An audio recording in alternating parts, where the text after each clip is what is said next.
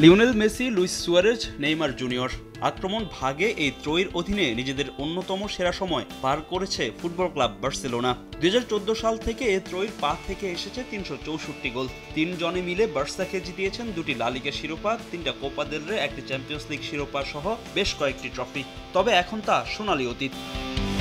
2017 সালের record ট্রান্সফারে Neymar পিএসজিতে যোগ দিলে ভাঙে এমএসএন ত্রয়ী। এরপর গন্তব্য পরিবর্তন করেছেন মেসি ও সুয়ারেজও। পিএসজি ছেড়ে নেইমারের বর্তমান ঠিকানা সৌদি প্রো লিগের ক্লাব আল হিলাল।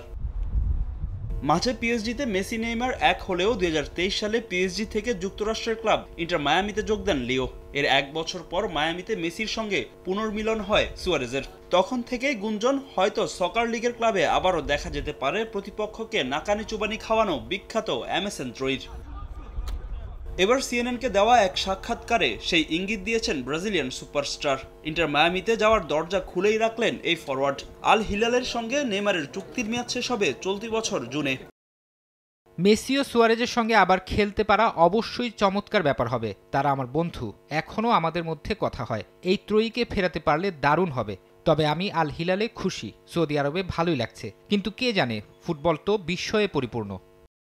৭৯ গোল করে ব্রাজিলের সর্বোচ্চ গোলদাতা নেইমার। তবে সেলেসাওদের হয়ে বড় কোনো শিরোপা জেতা হয়নি তার।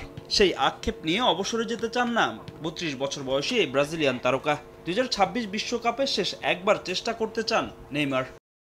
আমি চেষ্টা করব সেখানে থাকার, জাতীয় দলের অংশ হতে আমি সব কিছুই করব। আমি জানি এটা আমার শেষ বিশ্বকাপ, আমার শেষ চেষ্টা, আমার শেষ সুযোগ। সেটা খেলার জন্য আমি সব কিছু করব। 2023 সালের অক্টোবরে বিশ্বকাপ বাছাইয়ের ম্যাচ খেলার সময় এসিএল এর ইনজুরিতে পড়েন নেইমার। এরপর দীর্ঘ সময় মাঠের বাইরে চলে যান এই ব্রাজিলিয়ান। খেলেননি জাতীয় দলের হয়ে কোনো ম্যাচও।